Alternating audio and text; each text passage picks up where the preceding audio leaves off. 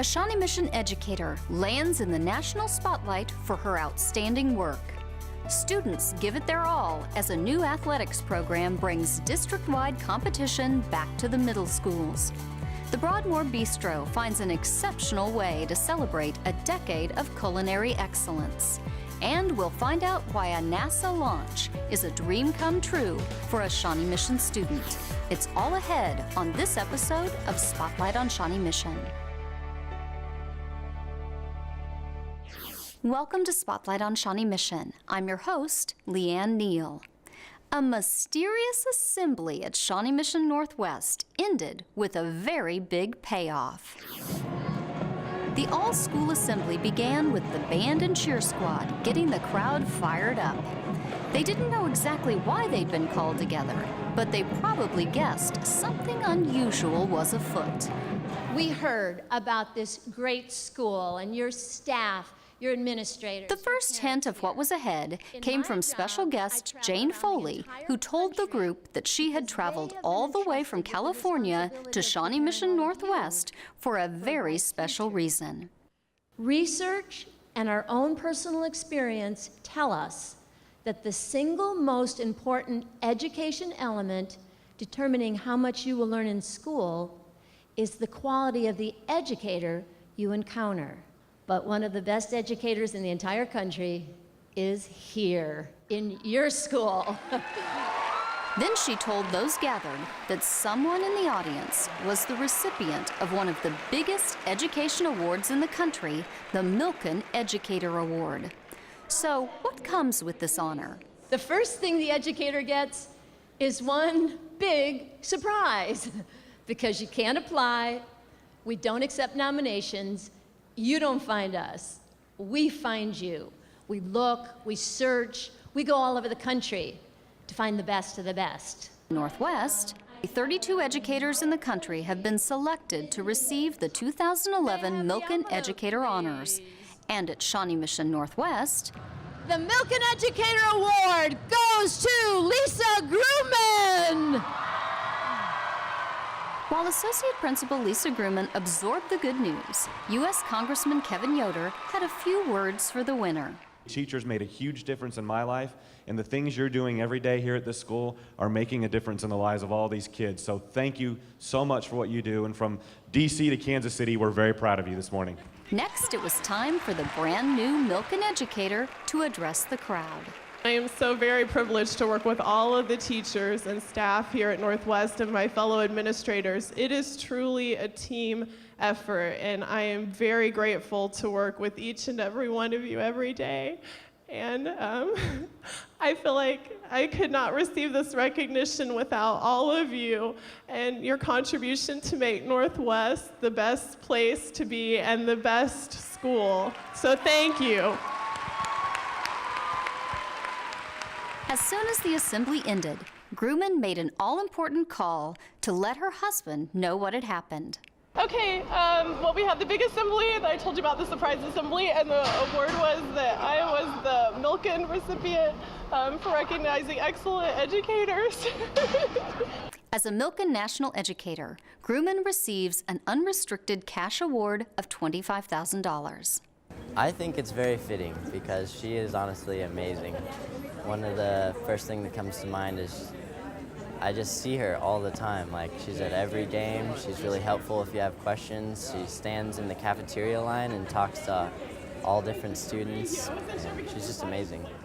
You know, when you love your job and you really truly love the people that you work with, to receive a recognition like this is just, it's above and beyond. It's amazing. So I'm just so overwhelmed. Gruman joins the Milkin Educator Network, a group of more than 2,500 distinguished educators. This year, there are new athletic opportunities in the district's middle schools. Up next, reviving intramural athletics in Shawnee Mission.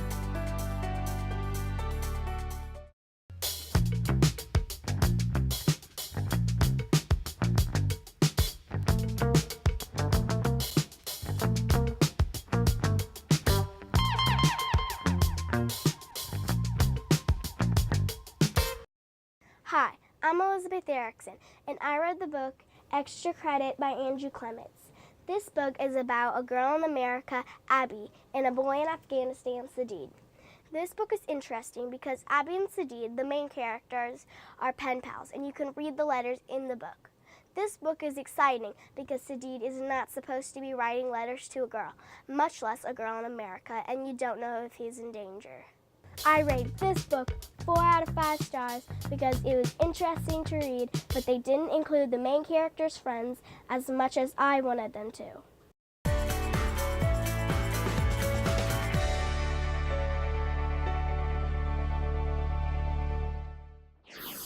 Welcome back. District's 7th and 8th graders are putting on their game faces as intramural competition returns to Shawnee Mission Middle Schools. 7th grade girls towards the starting line. At Indian Woods, cross-country runners step to the starting line to face off against competitors from each of the district's 5 middle schools. Go, go, go, ladies, go! We've had an intramural program going for the entire fall semester, and each school gets to select their top 10 runners in each grade and each gender to compete in today's race. Runner, sit! With separate races for boys and girls in both grades, when students weren't competing, they had time to cheer on their peers as they pushed toward the final finish line of the season. It's exciting to be out here. It's exciting to see parents and students and administrators come together on a very, very cold afternoon and just support running, support cross-country, and more than anything, support the kids at the middle schools and their chance to compete. While cross-country is the focus for the day, the coach believes students have learned other important lessons too. Okay, this is really cheesy, but it's true. As long as you think you can do good, you will do good. We've taught the kids about healthy nutrition. We've taught them a little bit about moderate exercise and how many times a week. We encourage the kids to run outside of the times that we meet for intramurals, and it gives students and it gives them an opportunity to really explore that side of things when they might not have a team, a sport, a coach, someone that's knowledgeable in that to guide them. Cross country is one of 9 intramural sports being offered in Shawnee Mission Middle Schools throughout the year. Approximately 3 years ago, because of finances, that we had to do away with intramurals. And so this year the board was very gracious in allowing us to reinitiate the intramural program and allow us to have competition between the 5 middle schools. It was the Battle of the Gridiron for middle school athletes who met at Trail Ridge. Girls took on girls and boys challenged boys in the district's flag football competition. The boys showed they could finesse the football when it came to passing the ball. And not to be outdone, the girls proved they could also handle themselves on the field. But perhaps the biggest competition of the day wasn't even on the field of play, but rather in sideline school spirit. Kids, they love it. They love cheering on the team, they love playing, it's a huge competition. It's a definite win for middle school. No matter the sport, educators wanted students to see the common thread. Hopefully it helps with school spirit, teaches them competition, lets them be on a team and know what it means to be a team member. Throughout the year, middle school students will also have an opportunity to compete in kickball, wiffle ball, volleyball, table tennis, basketball, soccer, and disc golf. Move over, CSI and NCIS. There's a class at Shawnee Mission East that's teaching students the real science of crime investigation. Examining blood spatter.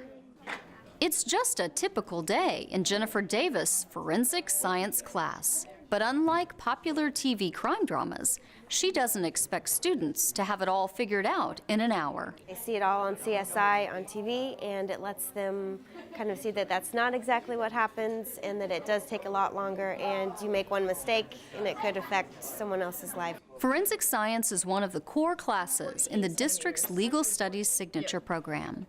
Davis says while some students come into her class with some misconceptions, others are exactly where they want to be. I have about half that think that we're going to do CSI stuff, which we do. It's just the real way instead of what they do on TV. And I have about half that actually want to go into this as their field of study. So it kind of gives them an opportunity to see what they would actually be doing. Davis tries to make the course as realistic as possible, pulling many of the case studies from real scenarios or crimes. Students also have an opportunity to learn about a variety of crime scene evidence. We basically do fingerprints, blood, hair fiber, DNA, soil analysis. It gives them just kind of a taste of everything. Okay, so that would be a loop. And is it going towards your pinky or your thumb? For fingerprint analysis, you could say students' real-life data is, well, right at their fingertips. And it's a learning process where everyone gets their hands a little dirty. Right now I'm looking for ridge characteristics, which would which are patterns in the fingerprint which stand out, and each person has a bunch of unique ridge characteristics, and that's what you use to match up fingerprints. There's a lot more of actual science behind it. It's not just like looking at it and being able to tell. There are actual like types of fingerprints. It's not like everyone knows that they have a different fingerprint, but there's a lot of defining factors that make fingerprints different, which I had no idea. Even if forensic science isn't quite as flashy as it's portrayed on TV, students still see great value in this class. I think it's essential because if you're going to go into criminal law, and if you want to do defensive justice, and there are new-time lawyers that go into these firms that have no idea about the forensic science, and forensic science could make or break your case. While forensic science is required for students in the Legal Studies Signature Program, students don't have to be in the program to take it, as long as they meet the prerequisites. Broadmoor's award-winning culinary program celebrates 10 years of success with a special reunion. We'll take you to the party next. Plus, some elementary students find out what pizza making can teach them about food safety when Spotlight on Shawnee Mission returns.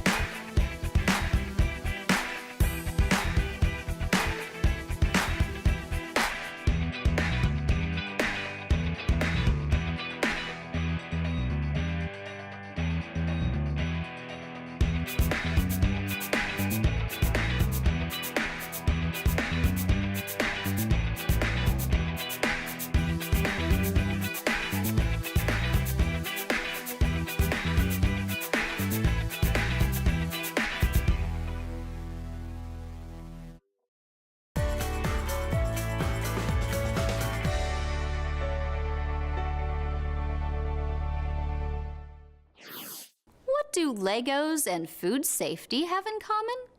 Everything, if you're on a First Lego League team. This year's problem challenges competitors to find ways to make food safer using a robot that they build. Before they take on the Legos Food Factor Challenge, this team from Trailwood Elementary decided to learn a little about food safety itself. Lucky for them, there's a food safety expert at K-State's campus in Olathe. K-State Olathe has invited all of the Kansas City area First Lego League robotics teams to come out and learn about food safety. First Lego League each year has a theme, and this year's theme is food safety. So the K-State Kitchen has set this up for the kids to have a great learning opportunity. They're putting what they've learned to use by making pizzas, which they then get to eat before we go home. The students met with Brian Severance, who manages food programs and services. He started them off with a primer on food safety and 4 key concepts. Keeping clean, the chilling the food quickly, cooking to proper temperatures, and keeping the raw and the ready-to-eat food separate. They take those 4 concepts away, they'll be able to apply those not only to the robots thing, but through life. Next, it was time to move into the kitchen for a real-life lesson that started where else but with hairnets, washing hands, and donning aprons. Each student was given a job in the simulated pizza production line. From measuring flour to manning the mixer, each got a chance to see how food safety plays an important role in food production. I learned a lot about bacteria and food safety and stuff. And also a little bit about proportioning dough for the pizza crust. How big is that? 4.5 ounces. That's good enough. Okay. So between 4 and 4.5 ounces. You're gonna do that. You're gonna keep this in one hand, weigh with one hand, set it down here. Got it. Okay? From there, the students moved on to the next step. I roll the dough out Oh, you guys know so dough? then it's the right size for the pizzas. Then it was time to apply sauce, cheese, and pepperoni as desired before the pizzas were placed into a 350-degree oven. So let's ask these food safety students, why do we need to cook it? Because it can grow mold or grow horrible bacteria easily. So did you learn any ways to keep bacteria from growing so quickly? You could either do it by freezing it to death or burning it to death. That's sort of the idea. You're looking mighty good. Now it's time to turn the pizza for even baking. And finally, after all the kitchen prep and food safety lessons, it was time to eat. While the students sampled their hard work, they also reviewed what they had learned. I learned that germ population could go up to 20 minutes, like double it for 20 minutes. Double every 20 minutes. What do we call that? We call that exponential growth. Chef Brian has done a great job of showing them from start to finish really how our food gets from farm through the processing facility to the table and how it should be kept proper along the way to make it safe to eat. A group of chefs recently returned to their roots for a unique evening of dining at the Broadmoor Bistro. The kitchen at Broadmoor Technical Center was packed with current students and chef alumni preparing a 5-course meal to be served to bistro guests.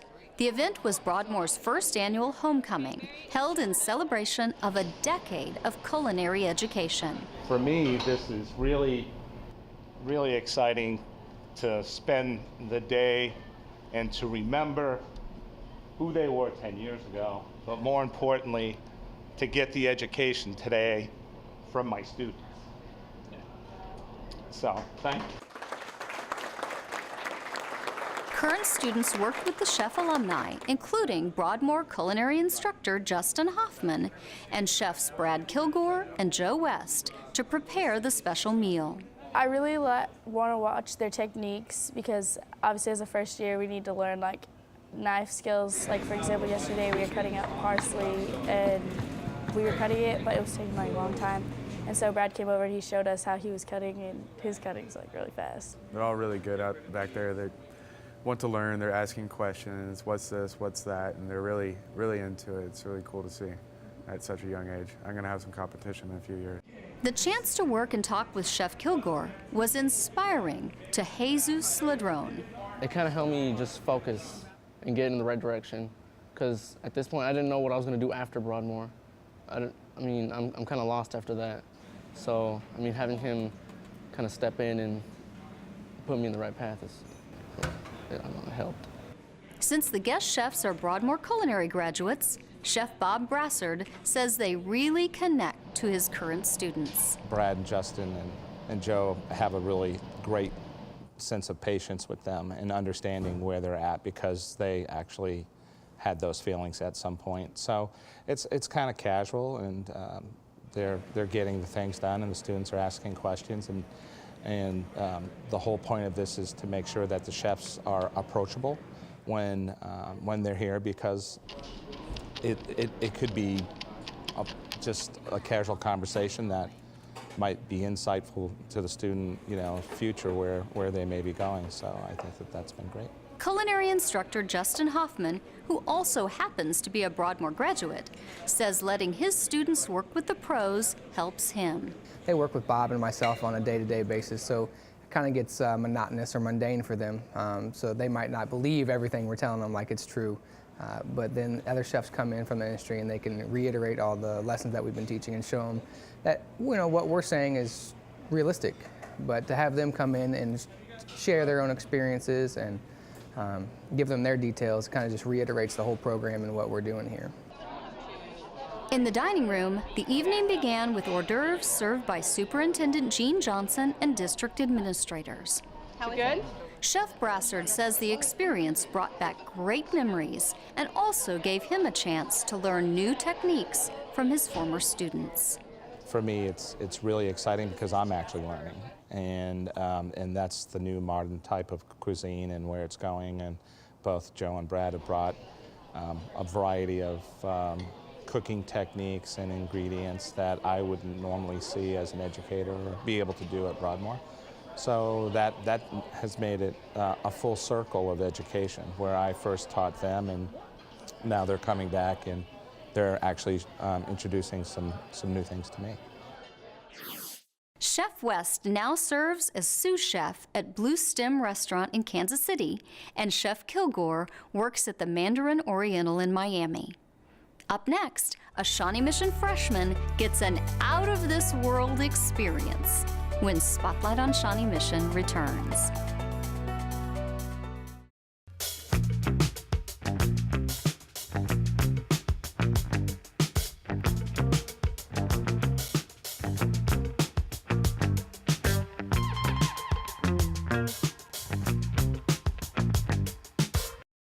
Hi, my name is Isis Prez, and I read the book The Mostly True Adventures of Homer P. Fig by Robin Philbrick. This book is about a courageous boy during the Civil War working to save his brother, who was illegally sold to the Union Army by their mean-spirited guardian. Harold, although taught not to lie, will stretch the truth to its advantage. What trouble will this 11-year-old boy get into? Read this book to find out. I rate this book 5.5 stars out of 5 stars because of the hilarious but sometimes sad plot that you won't be able to put down.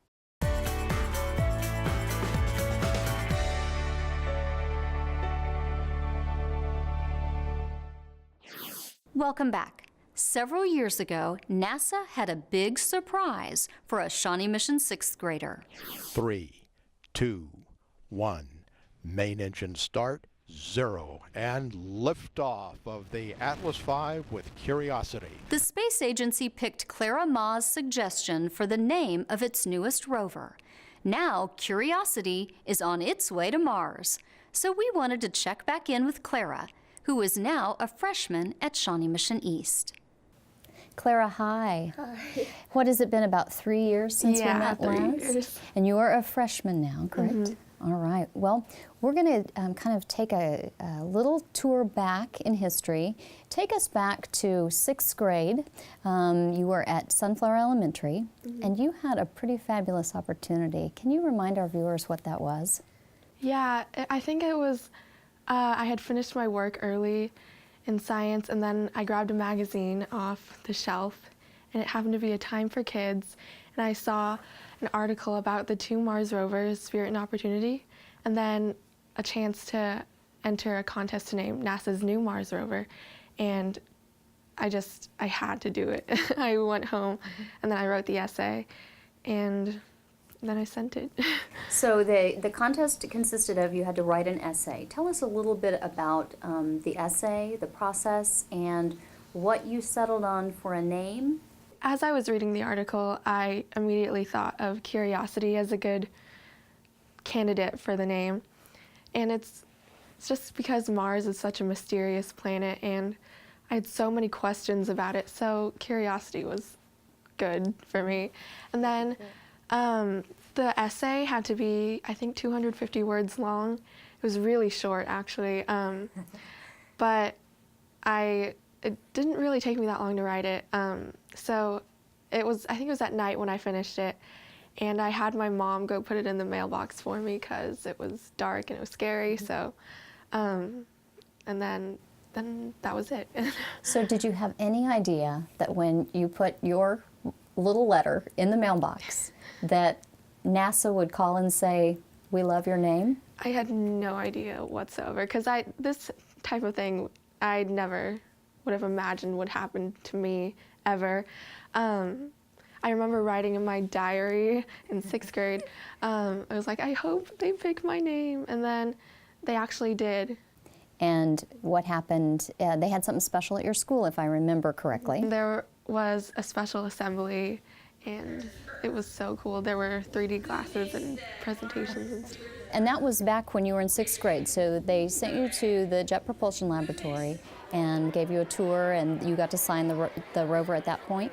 It was so cool. And then I met all of the engineers and scientists, and I think they're just so much cooler than I am. I did this small little thing, but they did this huge, they built Curiosity and designed Curiosity, and I think they're so amazing. When you met them, what did they say to you? Because I would imagine they would say something to you about the name. Yeah. What did they say? What did they tell you? I think they liked it, maybe, I hope. I would think maybe it would have been inspiring to them. Yeah. You know, in their work. I hope it was. Well, let's talk a little bit about the space camp experience. What did you find there? How was that? Going to space camp it was one of the best experiences I've ever had.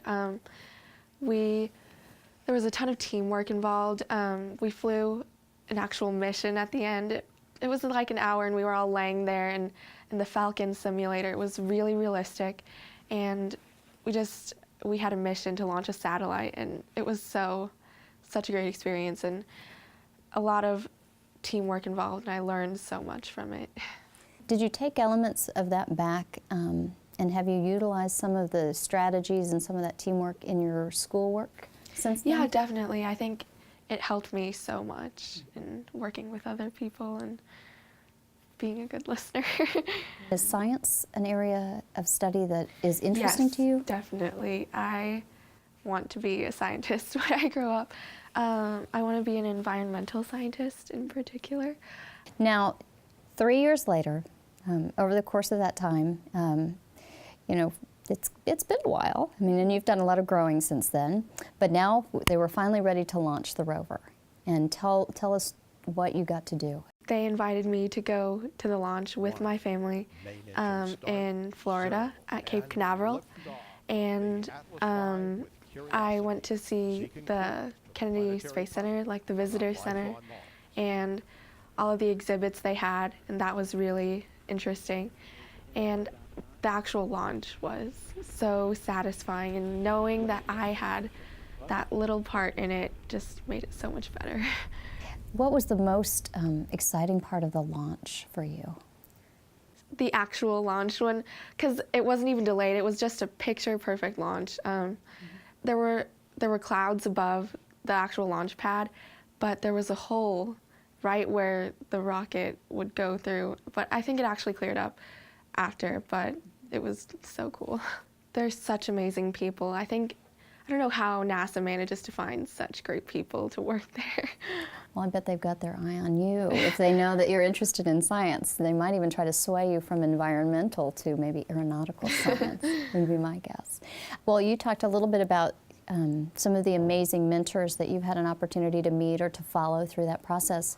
You yourself are quite a mentor for younger students. What might be some kind of words of advice or words of wisdom that you would share with younger students? I think they should just always ask questions, never be afraid to ask questions, because being curious is one of the most vital things to learning, and just asking questions is a great way to go, and focusing on schoolwork. That's all the time we have for this episode of Spotlight on Shawnee Mission. Join us again as we continue to feature the programs and people of Shawnee Mission who are helping guide students to success. Thank you for watching.